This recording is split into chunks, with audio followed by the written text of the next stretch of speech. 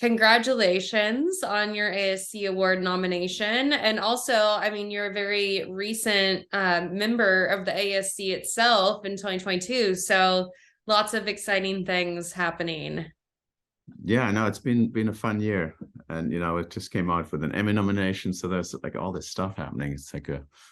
It's fun that documentary is getting a bit more light shine on it. It's a little bit more Yeah, absolutely. And I know that you have, experience shooting both narrative and doc. And I love to see documentaries getting more of the spotlight as well, because sometimes it does kind of get a backseat to narrative in a lot of ways. But yeah, I mean, I'd love to jump right in and talk about, how you got involved with The Stolen Country of Mine.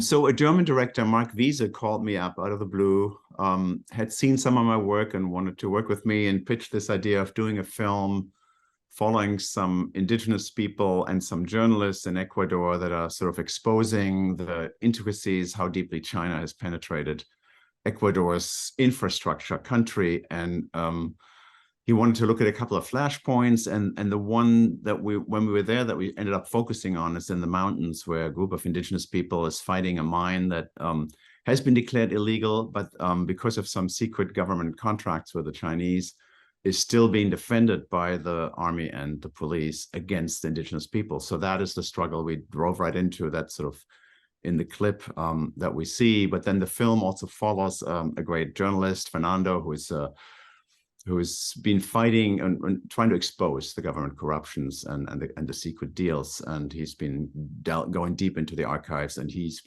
life's been threatened. We followed him to the jungle where he used to hide out. So we had like those multiple storylines that we were juggling. And Mark Wiese asked me to come over. This is before the pandemic, and we did a 3-week shoot that we went over, and we shot most of the film right then and there because we did our jungle trip. But then once we were in the mountain, that was sort of where action was happening, so to speak. There was a conflict brewing that was just boiling over between the indigenous people and the police there. So we followed one of the characters that we found, Paul. Yeah, 3 weeks is a very short amount of time to shoot. Yeah, was there, what was the challenge with that? Well, we had plans to go back 3 more times. One time to do like visuals of, to flesh out the visuals of Ecuador, and also to see what happened to the story. But because of the pandemic, we actually couldn't go back.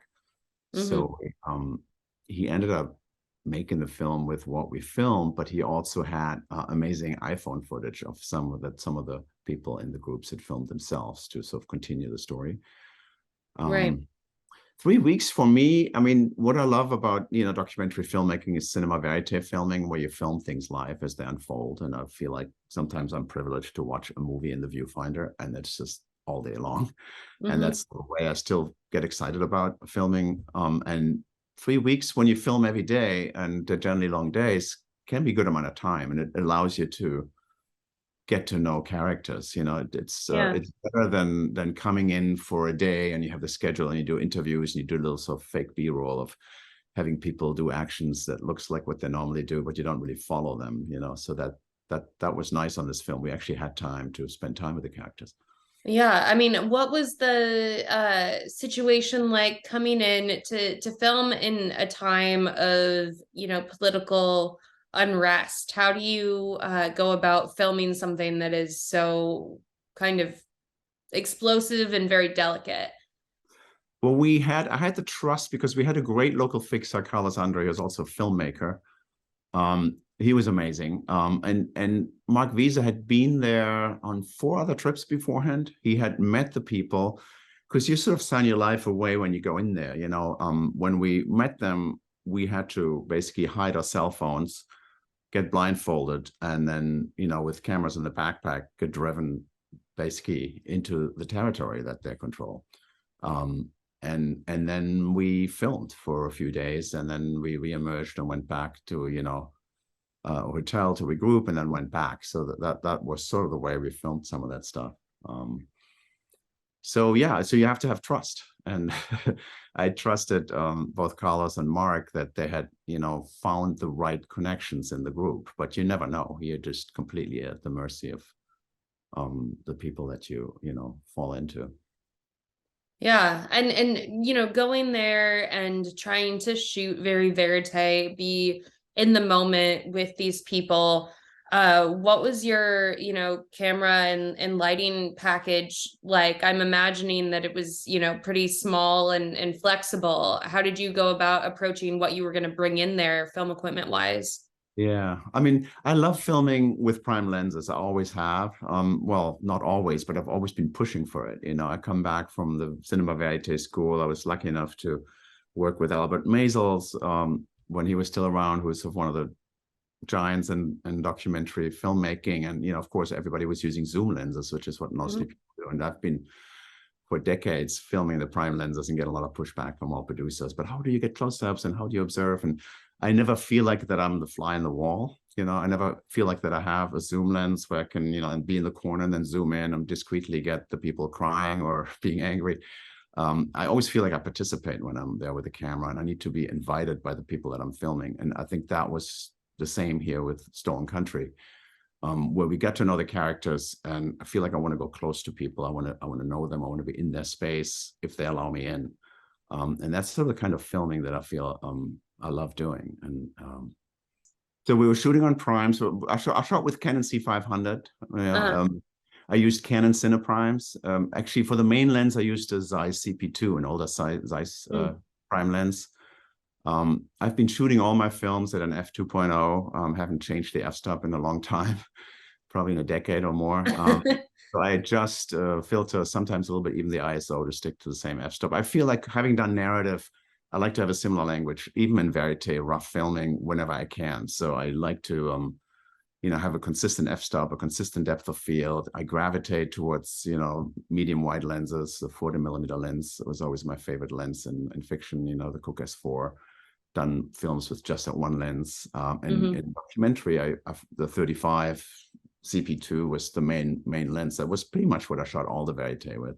And then the lighting package we had, even in the fiction films that I'm doing now, I basically do this no lights lighting approach that I feel like I've been doing for a long time. I actually give $1 to the grip or the electric each time a C-stand or a light doesn't come inside the room that I'm filming in. So I do these sort of I try to change the apparatus, and especially with the cameras and the large sensors, you can work so beautiful with natural light. So I did the same thing. We had a few lights that we never used, but that doesn't mean I don't light. I do control the sun. So for the few interviews we did in the hideout with Paul, which I think are not in the clip, but with the Rebel, I used bed sheets, that are hung up on jerry-rigged stands, because we didn't bring stands with us, and tied stuff.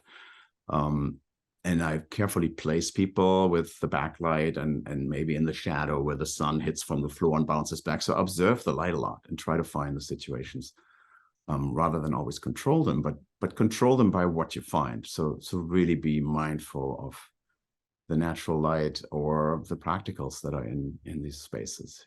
Yeah. So we have a lighting package. Basically, we brought a couple of lights that we never used, battery operated lights. Because I don't like small lights. When I do light, I want big lights. So I couldn't bring those. So let's just use the sun or practicals. Yeah. Right.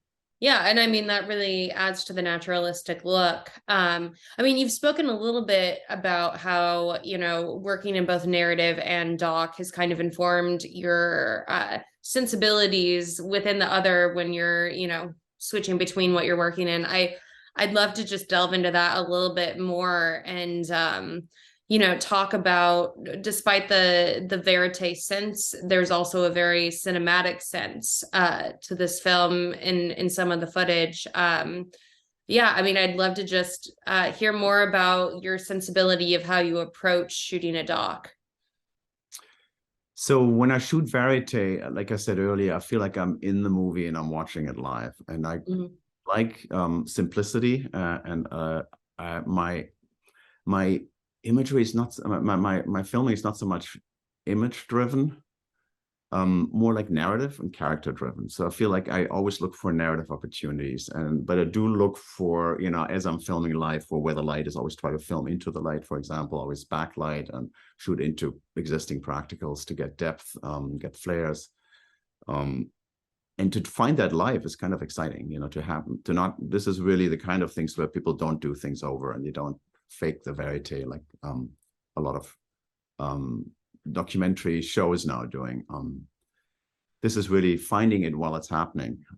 So I think it's just being in the moment, being present, figuring out what's going on, and then finding the opportunities as they come up, in the landscapes with the people. And then when you do interviews or you have other situations, you look for opportunities to have the natural light help you, and that's always the best when it works. Looking at this film, is there something that you're particularly proud of, or would like to, delve into more how you captured it, a certain, sequence or moment? Well, there's a scene later in the film where we go with Paul to his favorite watering spot. It's like a laguna, and the fight is really about the water that the mine is polluting. So we did a nice sequence where we followed him to a lagoon. And again, we shot it live, and it's quite cinematic. We had a drone in our back pocket. It was like two of us. It was me, the sound man, and the director. So it's three of us. So we had, a drone in the backpack. We had the camera with us. I did carry a small tripod. And I set up a series of shots of him walking over to the watering hole to show the landscape. And I'm happy how that sequence turned out, because you have a little moment of a drone that gets you into the landscape. Then you follow him from a sort of a tripod and see him approaching the laguna. And when you're at the laguna, I'm just doing my 35mm prime lens. I'm sitting with him in his world. I have the flare. I sit with him, and I get the moment of him being by the water. And I like how that sequence plays as a whole. It feels cinematic, but it also does not feel, the production values don't get in the way of the truth of the story, because sometimes I feel if you bring in too many tools, you overwhelm what's going on, the truth of the scene. This is not, this is somebody who's hiding. He's undercover, and if you have too much gear and crew with him, I think that shows also in the footage that kind of production value almost works against what the story is about. Yeah. Was that, often the case that it was just you, a sound person, and the director? Yeah, that was pretty much That was pretty much it? Andre, no, the fixer was there for a lot of the times, not for the watering hole shot, but for a lot of the time. So all the drone footage that's in that, is it you? It's a combination. Sometimes the fixer actually ended up flying a fair amount of it, because I was down with the character, and I don't hate when you have people do stuff over too much. So I would be on the ground filming, and then, would say, okay, can you get the car? And he would like park a high angle wide shot. We'd, just like graphic shots that look down rather than following all the time, or epic sweeps. So just like more simple drone shots that are either locked off or follow a character. Yeah. We would just coordinate that. I did some of them, but Andre flew some of them. Yeah. Nice. Yeah, it's a all hands on deck situation with that small of a crew, but I completely get what you're saying about not wanting the production value to kind of take you out of it. I think there's a very fine balance in trying to have a visual documentary without making it seem contrived. And I think that you do a really good job of balancing. Yeah, I mean, I'd love to also talk more about your collaboration with Mark. You hadn't worked with him as a director before, I believe. So how did you, figure out how you were going to work together once you got on the ground in Ecuador?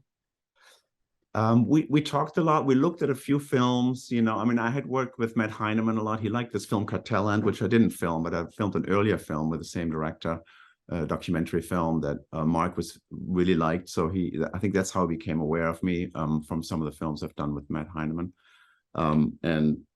We looked at some of the scenes, but we also talked a lot about what the film is about, what we wanted to do, and we had a whole idea that got unfortunately not completely realized because of the pandemic, of creating a sense of nature. that goes beyond just like setting shots or scenic shots. We wanted to create this in the jungle. We wanted to go back and film a lot of, super tight shots of insects. And we never got around to doing that. But that was sort of an idea we discussed early on. And then he has a style that he loves. And I agree with that. He likes silhouettes. He likes very dark shots, and he likes very wide frames without coverage and holding the wide shots long, rather than always going in. And that was good to have a director that does that and has a clear vision of that and feels like, okay, I don't mind. His film is very slow, even though it's very action driven scene at times. But he likes that slow and let the audience take its time getting in and being there, feeling of a film. So we had a lot of wide shots. I would set up like the opening shot of the film. It's like I knew this guy was doing a ritual in the morning. It was daybreak, and I just set the shot up on a tripod. And lucky enough, they just walked in, and we waited all the way till they reappeared at the ridge of the thing. Then we left the tripod behind. I ran and caught up with them, and then just filmed the scene live. We didn't ask him to do it over. That ritual lasted maybe 15 minutes, and the scene in the film is maybe 4 minutes. So he goes slow. He does like things dark and silhouetted, also in cars. He never exposes for the faces, he always exposes for the outside, and that's sort of a style that he early on wanted to make sure we continue with a verite, that we don't there's some scenes in The Mother of Powell's House, for example, where we sort of sit at the table and talk with her, but it's while she's making coffee, and it's not a sit-down interview, but it's very silhouette-y and dark, and it reflects the mood of her anxiety of, not knowing where her son is. And, yeah. Right. What are you most proud of about this film? I sort of generally stay away from conflict zones. I have a lot of friends of mine who shoot a lot of stuff in conflicts. This was a subject matter that interested me, so I went a little bit more in that direction that I normally do. So personally, as an experience, it was amazing to have that view, that close-up view, to that struggle, to meet some of those people. I think that's really what stands out in my mind. I'm not sure proud is the right word, but I just love that as experience. I feel like as I go along, I'm collecting life experiences, and it's definitely one of the good ones, even though it was at times very difficult. Yeah, I mean, what does this nomination mean to you? I mean, I'm just happy to give more spotlight to documentary and and real verite documentary. That's the one thing I feel like that's I'm in my life. It's gotten to be less. It's gotten more recognized, but it also gets lost a little bit because of the new focus on documentaries with bigger budget. For example, I shot the Andy Warhol series where it's a Netflix thing, and you have larger crews, and you do recreations, and you have interviews.